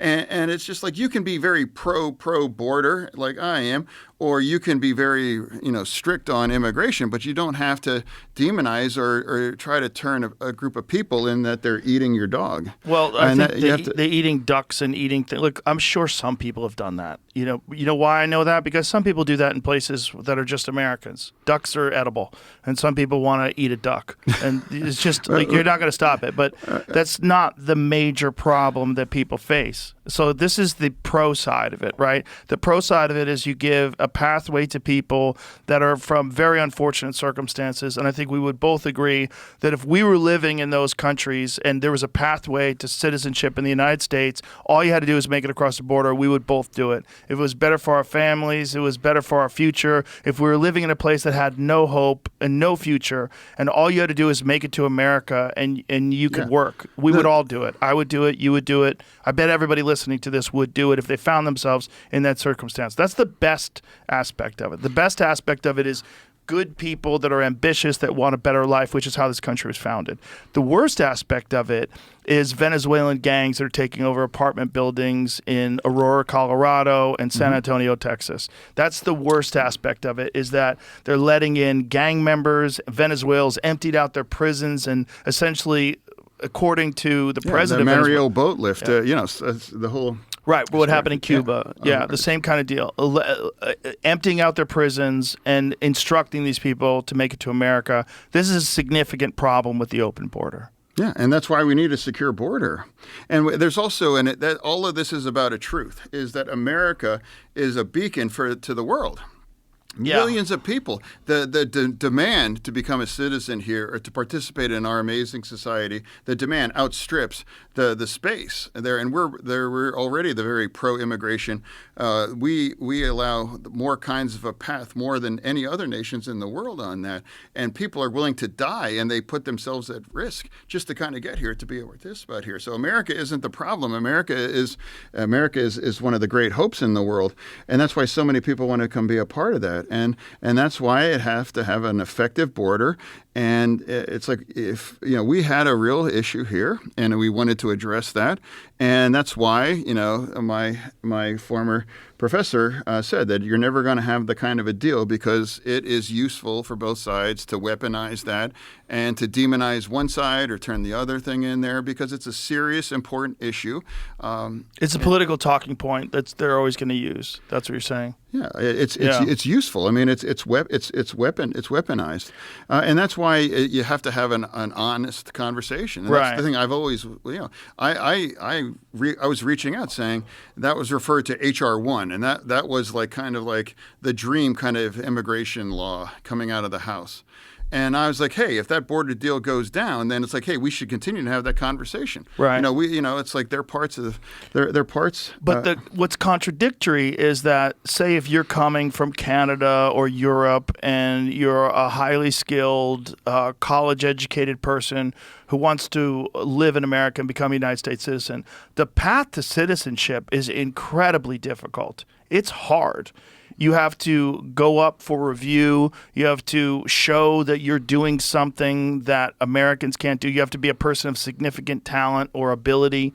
There's something about you that we want you in here. Yet, if you just make it across the border and walk in, people want to give you amnesty. And they want to allow you a path to citizenship quickly without any of those hoops. You don't have to take tests. You don't have to go up for review. Not only that, but once you get here, once you apply for amnesty, there's a significant wait period where you're allowed to maintain your residence in this country. It's between 7 and sometimes longer years. Yeah, we have to figure out what's the way. Well, that's do all kind that. of crazy, though, isn't it? But the fact is, we have an issue. We have millions of people here, and the vast majority of them are living legal kinds of lives. And of course, what would you do if you were the president? Let's imagine President Fetterman has to deal with this issue. You want to address the American people. What do you think should be done? Again, having that, I would have the same conversation to Congress and to American people like I'm having right now as well too. I think it's two things can be true at the same time. You can be very pro-immigration. I wouldn't have the beautiful family that I have if it wasn't for challenges and issues with immigration. But then we have to figure out a way that we can marry a successful way that we can combine. I personally do think immigration is really one of our secret weapons. I think that's what makes America so strong. I agree with you. Yeah, I do. That's made it. Ambitious people who want a better life. I mean, that's literally how we're founded, and that's what. Do you see people trying to live illegally in India or Russia? You don't see people trying to break into to nations like that. I mean, it's a good point. I mean, it's in some sense, it's in a weird way, it's like it's a significant but a good problem to have, because we're such an amazing nation. Yes, throughout that. Agreed. But if I'm President Fetterman, I'm like, hey, we got to figure this out. I'm not going to demonize the Republicans and say that you're xenophobic. The second you start calling somebody, you're xenophobic, it's like, well, then the conversation is going to shut down. Right. Kind of things. And I'm saying it's like for a serious conversation requires serious people. And the second, and that's when you talk about unlimited money, and it's like suddenly you're like, I I had gigantic billboards saying Fetterman equals, open borders, and Fetterman, like it's just like, I get turned into, like A Marxist. Just that all these kinds of things. And it's just like, and of course that was never true. And then when I had the opportunity, because, as I'm a senator and we have that kinds of legislation in front of me, I'm like, yes, we need to have a serious ones. And now people are like, we're shocked. They're like, oh, wait a minute. I thought they told us that he was all like border in, opening up and whatever. And it's just not true. Well, that's the problem with people building a fake narrative around your actual opinions. And I think people have been shocked by you. And we've actually talked about on the podcast over the last couple of years, you say very reasonable things. Very reasonable, honest things. That's the thing. And but it's rare for politicians. I'm eager to talk to anyone, and it's like I was thrilled to be here, and I've been a longtime fan of yours, and thank you. And it's like these are the kinds of parts of times we become too fragile. Like, oh, they're not allowed to talk about those things. They're not allowed to have these kinds of conversation. I never understood why that's really a problem. But it's like when people discover it, it's like, well, hey, he seems to be kind of reasonable, or I disagree with some things, but he's not what $100 million, trained me to think that that's what's true about him. The propaganda. So, like, what do you think could be done if you were President Fetterman? Let's bring it back to that. What would you do about the border? Like, how do you secure the border, but also allow a pathway for people to pursue their hopes and dreams in the United States? Yeah, I would have, for me, I would have started with the HR2. And there are elements that are they're just not palatable to. There are members of my colleagues that that they come from more deep blue states, and that becomes it's unpalatable to some people. So how do you secure the border? How would that be done? Well, I mean, it's got to have the best border deal is the only one that can pass. And if HR2 was described as like kind of like, I joke, I called that the OnlyFans list of what Republicans want for immigration. Why the OnlyFans wish list? They're kind of like, this is what we all want. It's like the OnlyFans. This is what we want. And that was never going to pass. What do you mean by that? That was never going to pass. That was like what every Republicans on the House, the hardliners, that's what it was. And they passed it because in this cycle, the Republicans have the majority in the House. And now they put that up. And that's never going to pass in the Senate because we have control. And then that kind of got sidelined. And then when everything kind of came together, and that was the aid deal, that was for Ukraine, for Israel, and for China. A lot of other stuff in there. And then the Republicans tied the border to passing that. And there were some people that were frustrated, saying, "Hey, no, that's one of the more frustrating things about bills is that you can take a bill about an issue, say energy or whatever, immigration, and attach a bunch of other stuff like support for foreign aid, support for specific wars, or whatever it is. You could throw a bunch of stuff in there that really shouldn't be in there, and then you have these bills that are 2,000 pages long, and no one's really reading them. I thought it was reasonable. I thought it was reasonable to have that conversation. I'm like, yeah, let's have that conversation. Right. I mean, because for me, it was about security, and for that aid bill, that was for me, and I think that was our global war on democracy. Right. Whether it's Ukraine or whether it's in Israel and China, and clearly what their intent for China is on Taiwan, and all of that's coming, and that's really what's under assault. It's undeniable that democracy is under attack, and that's why I'm like, hey, we got to stand and we got to push back against that. And like, hey, we need to have a secure border, so let's put everything together, and we reached that. We actually reached that, and it took months. It literally took months. But give me your utopian version of it. Like, let's assume that you could just get this passed. What would you do? What would you do to secure the border, but also provide a pathway to people that want a better life? It's only going to have to be a negotiating way that's palatable to both sides. I understand that, but what would you do if you knew you could just get something through without this negotiation? What do you think could be done? What's the best version of it? What's the utopian version for John Fetterman? Well, again, I think eventually, if you are living your best lives and you're following the law and and you really just showed up because, hey, I have no path for a life that I would want for my kids. It's like, and that to me, that's very American. And remember Yes. what's inside the Statue of Liberty. It's like, send us, our tired, huddled masses too.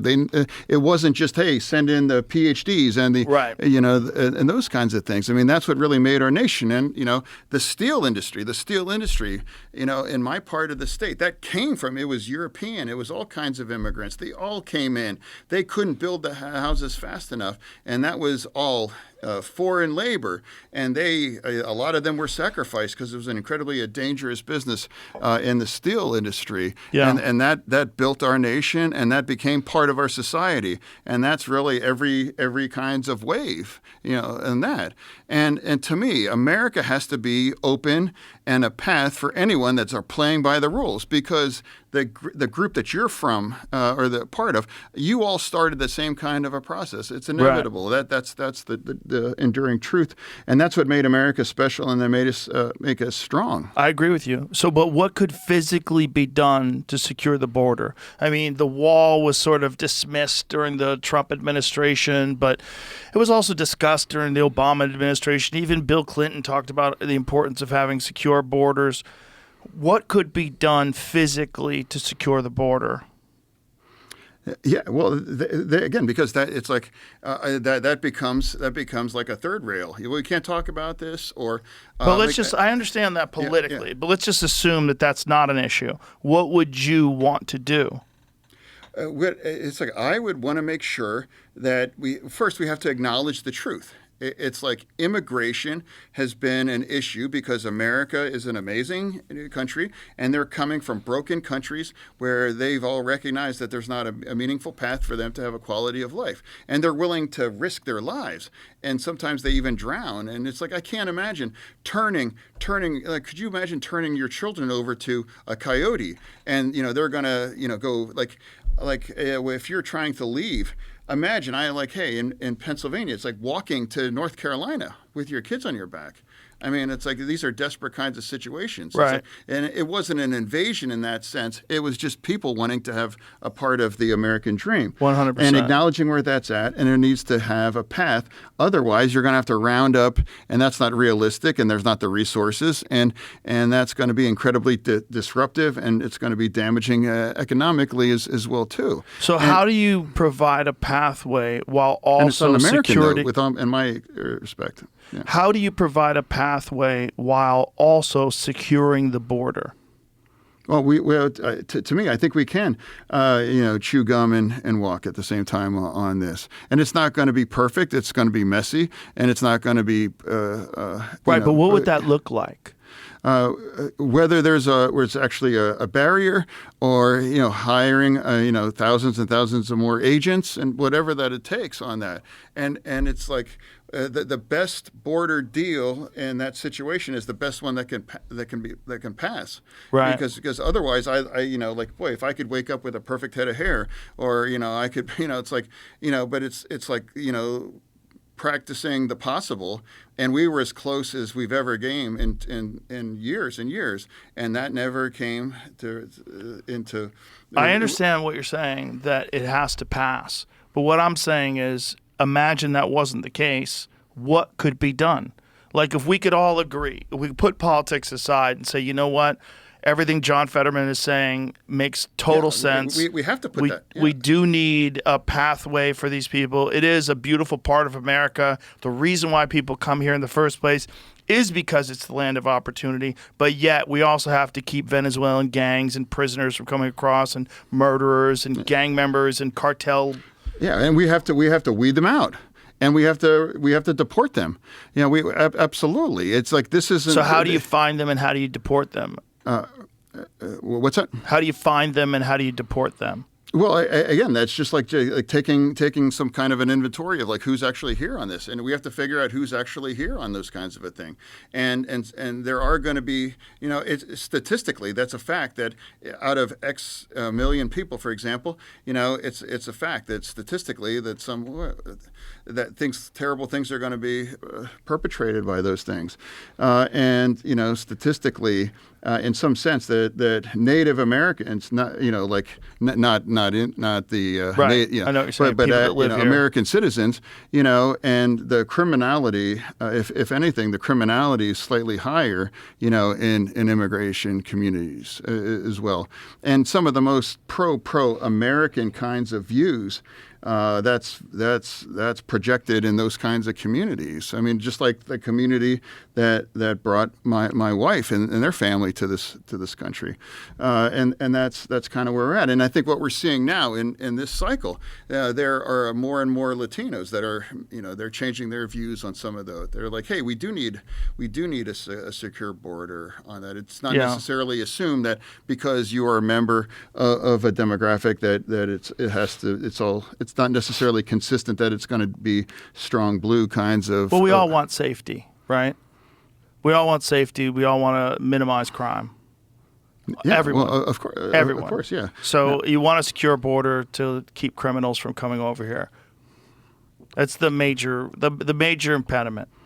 Of course, and a secure border with more and more resources put on that, and that makes it's impossible to make sure that, of course, you're going to have members of the immigration community that are going to commit kinds of terrible kinds of crimes, and you're going to see, and those are going to be talked about in the popular media as well. It's undeniable, and I mean they're incredibly tragic, and it's a fact, and that's actually the truth of the American story. Immigration made our nation. And there were hard truths, and we have a hard truth right now, and we need to have a secure border, and we have to find a way to celebrate our immigrations and the kinds of what immigrations and the contributions that they made to this nation, and also to weed out or to minimize the kinds of negative kinds of things and those kinds of resources, because we can't possibly support an unchecked kinds of a situation that we had. And I described that. If you had 300,000 people showing up at the border, well, that's the side of Pittsburgh, in a month. Like, where are they going to go? How are we going to give them an American dream already? Because they're all going to need to use certain kinds of resources. And that should never be controversial to say, it's like, we can't, that's not sustainable. And it's like, if we want for every immigrant their American dream, it's impossible if it's unchecked like that. And it shouldn't be controversial to anyone politically. No, it's just reasonable. What you're saying is reasonable. What could be done, and who do you think is going to do a better job to boost our economy? Well, I think it's undeniable too, and I'm certainly not going to discount some of the experience of some people that have been hit by eggs or other things, or inflation. But right now, our economy right now, it's the world's envy throughout all those things. By any metric, it's our unemployment, the stock market, and the hundreds of thousands of new jobs that are being created throughout all those things. And our inflation now has been kind of eased back into check. But it's undeniable that there was an incredible inflation that hit certain kinds of families hard through those things. And I think that the next kinds of wave, whether it's AI or those other kinds of innovations, whether that it's green energy or those kinds of a thing, that's going to continue to juice our economy. Well, AI is a big fear, right? Because AI is going to come with automation, and automation is going to come with removing jobs. That is a challenge. I, on my walk here, well, I didn't walk here, but I saw a Waymo. A Waymo drove by me, and I'm like, wait a minute, there's no one in there. No one in there. There was no one in that car. Did you see the that's the first time traffic jam? That's the first time I've ever seen a car and had literally no human was in that vehicle, and I was like, wow. There's a bunch of them around Austin, and there was a traffic jam in Austin where they all got together in an intersection, and no one knew what to do because all the robots were just like clogging up this intersection. Yeah, a lot of that came from Pittsburgh too, and you would see those kinds of cars, but it always had a human in there. But that was the first time I saw like a robot car driving around in Austin. And yes, there's a lot of dislocation that's possible. And that's just the beginning. It's going to be shipping. It's going to be truckers. I mean, that was a big issue with the longshoremen and the Teamsters that were going to go on strike. Yeah, please have some more water. Thank you. I mean, that was a big part of one of their demands was that they see what's going on in China. They see that they're using automation to completely control shipping yards, that it's all done with machines and computers now.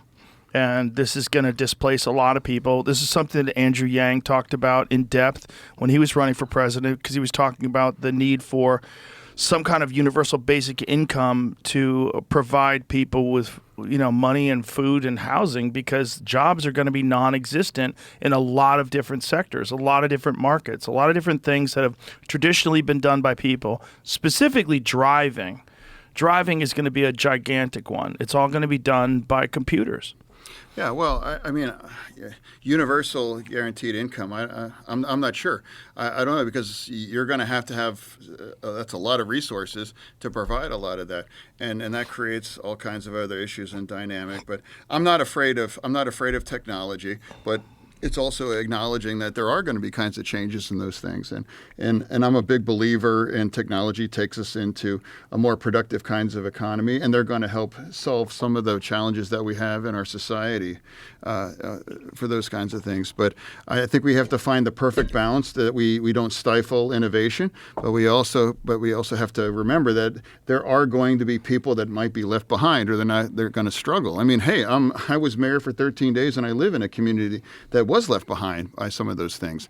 And now the steelworkers, I live across the street from the steel mill. And then it was announced that Nippon was buying U.S. Steel. And basically, all those steel workers were done. They used euphemisms saying, well, we're going to honor current labor deals. But that's a euphemism saying as soon as that's up, you're done. Right. And then that's going to be, thousands of union jobs. And if you think it's going to be easy for those men and women to pull down six figures or those kinds of an income, it's like, how insensitive to say, well, hey, learn coding or whatever. It's like, well, hey, it's not. Coding's useless anyway. When AI, learning to code is going to be useless. Yeah, exactly. That's how quickly things change. It's basically kind of like a fuck you, like good luck kind of thing. Well, it's a dumb fuck you too, because even when they said learn to code, like that was like, they were saying, hey, you could learn to code. I'm 55. I'm not going to learn how to read. But here's the thing: even if you did. That's how quickly things change. Even if you did, now they're telling kids learning coding in universities is not necessarily going to be a pathway to a job, because all coding is going to be done by artificial intelligence. Yeah, well, but they never even told us that they were going to sell that. And then a staffer sent me a picture on CNN saying that they're selling UST, and I'm like, fuck that. And so I just went up on my roof and I had a video saying, hey, I promise I'm going to do anything I can to jam that up. And it's like, that's what we did. And we worked with the White House, and then suddenly all of that got jammed up. And suddenly, I'm so surprised, wink on wink, but Nippon found extra billions of dollars to make the kinds of upgrades to secure a future for those facilities in the Mon Valley. And to me, it's about following the union way of life.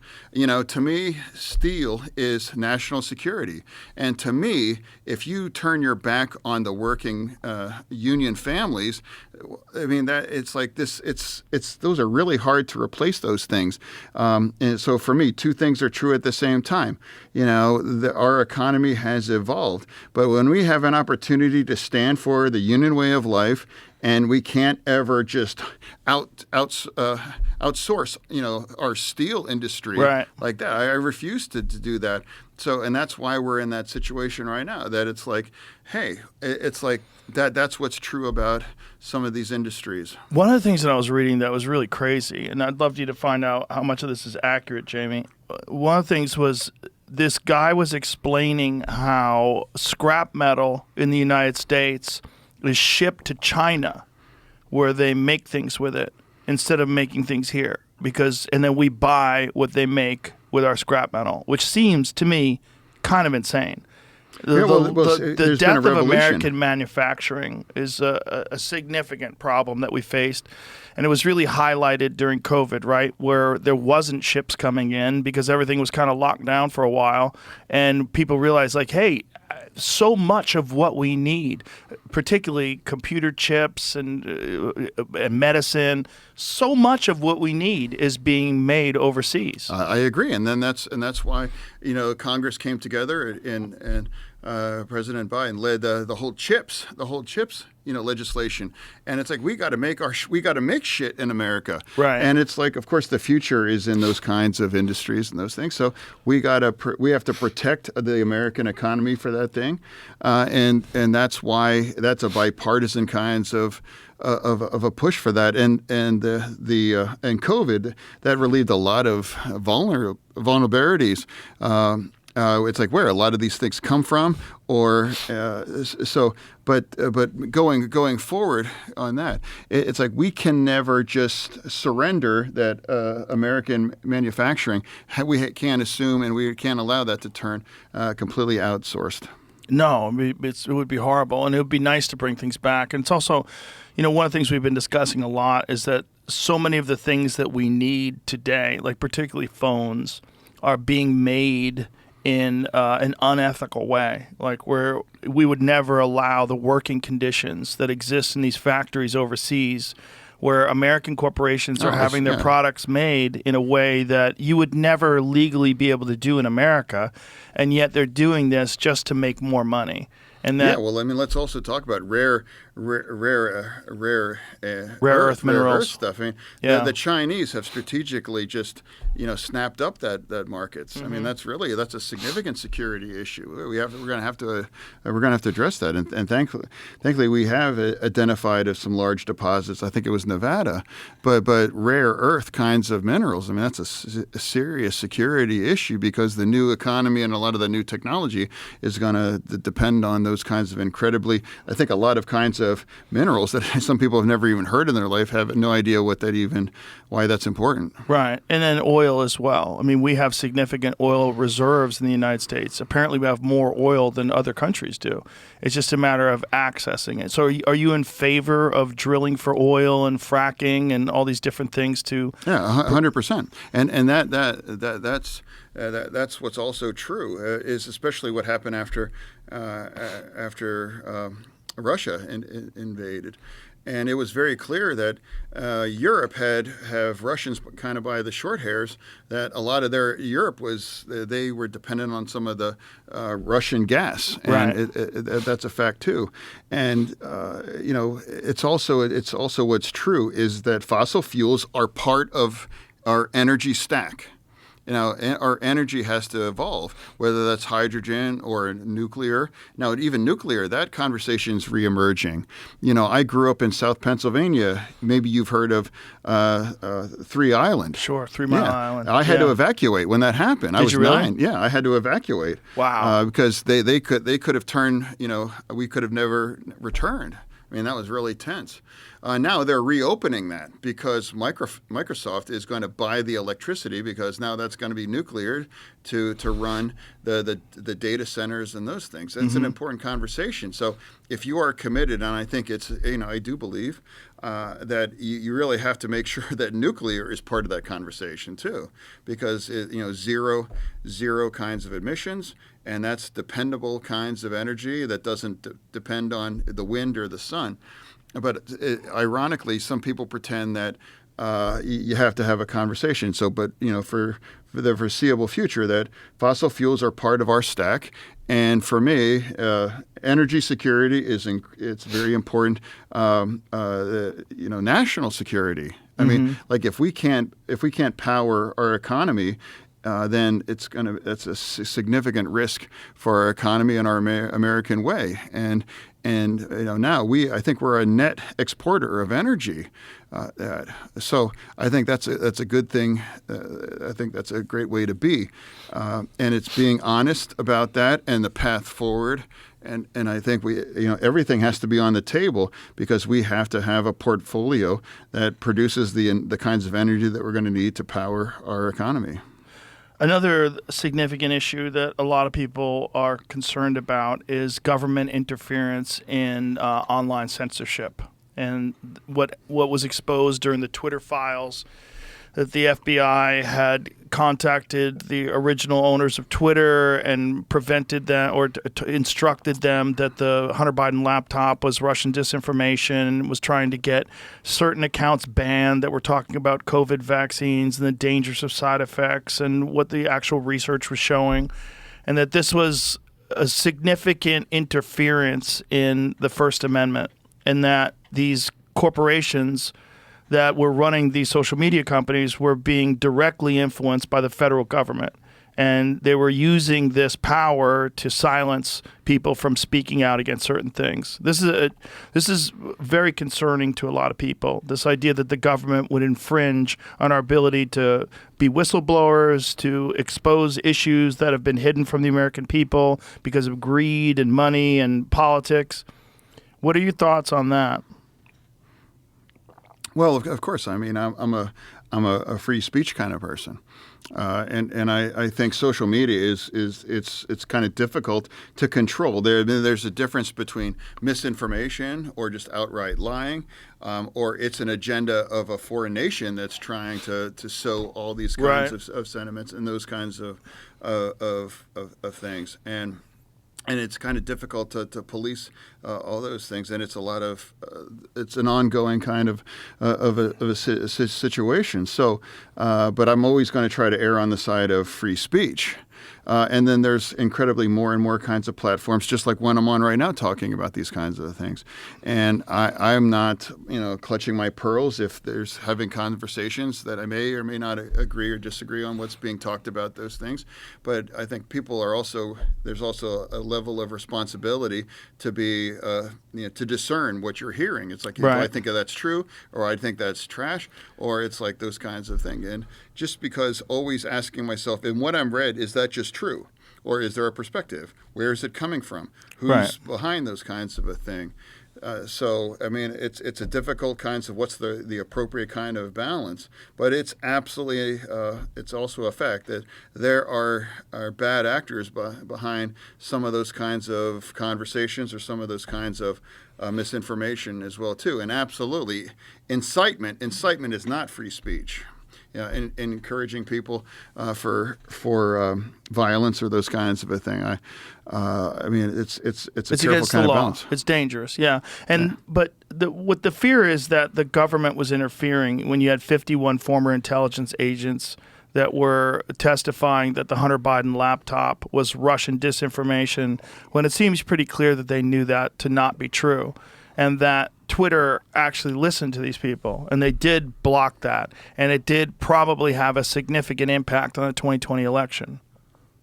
Yeah, well, but the other thing that had a significant impact was in 2020, I forget his name, but he had to investigate, Clinton's about the emails. Comey. Yeah, 2 weeks out. That was like the ultimate October surprise as well. Right. And that, undeniable, that had a significant impact as well, too. That was the 2016, right? Yeah, it absolutely did as well, too. So, I mean, that's why there's both sides, and they have agendas to suppress some kinds of a thing or to bring something to the front. And it's undeniable that it can have an impact on that as well, too. I never went down either of those, rabbit holes, whether it was the Clinton emails or if it was the Hunter Biden's kind of laptop.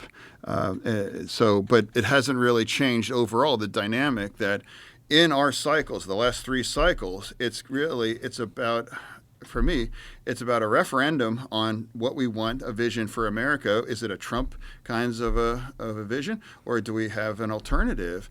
And I've always been very clear it's going to be incredibly close, and it's going to be incredibly, at times, very divisive. And here we are now, and it's still back to a coin toss. And I've always predicted that it would be, even back to 2016, because, we're really going to have a lot settled out before this election. It's going to take America in a very two stark and distinctive kinds of directions.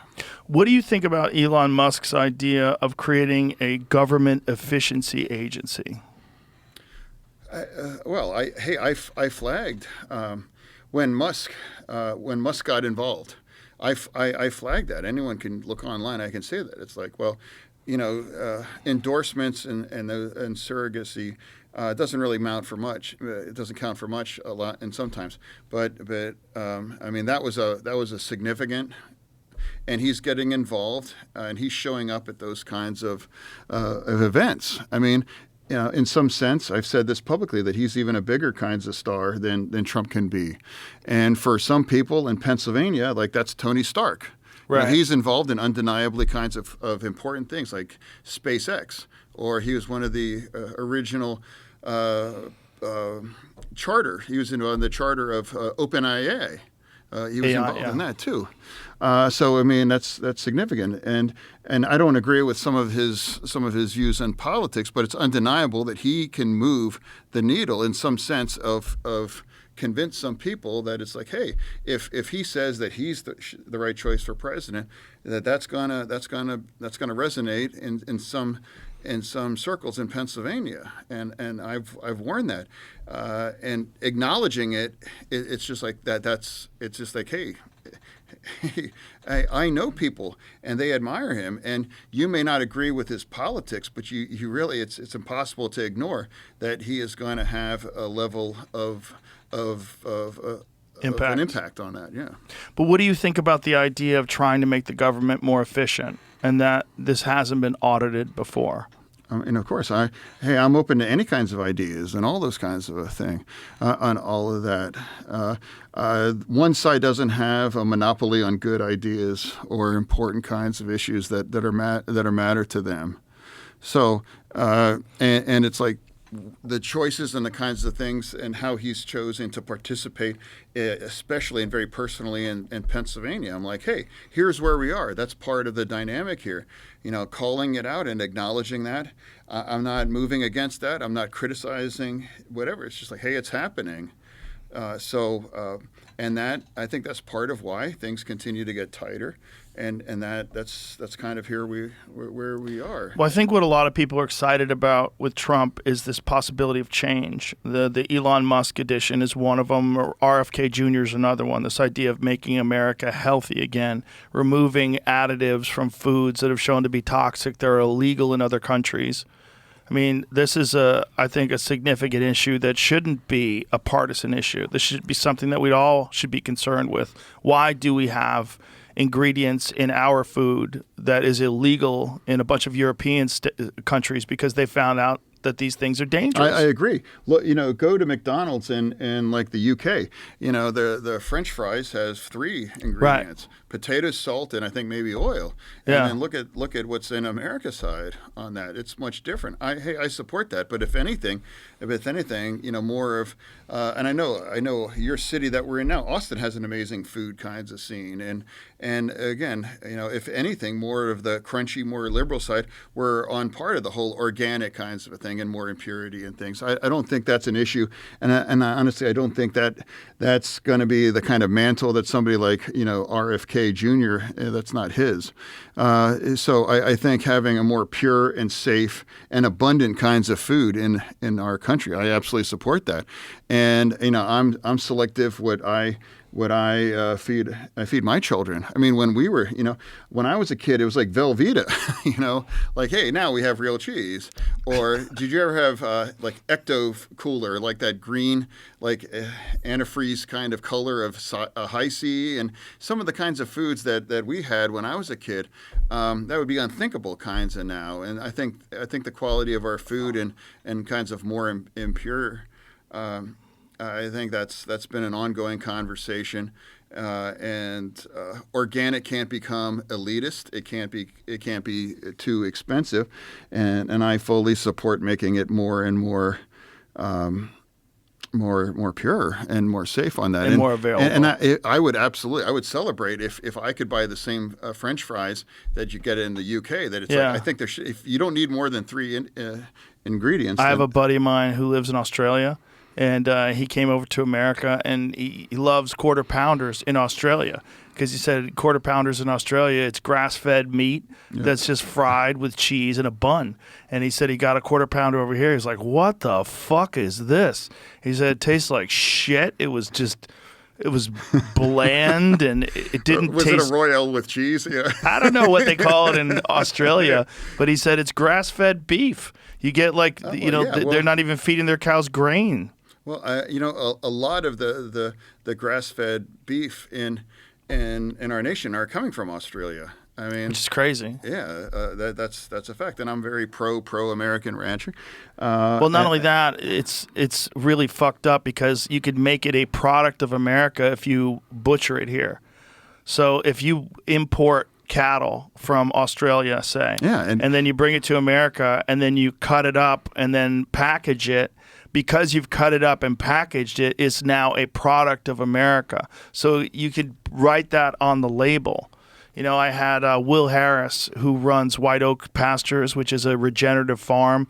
This guy spent 20 years and untold dollars changing an industrial farm that his family had and turning it into a regenerative farm. And in doing so, provided people with a much more natural and healthy choice.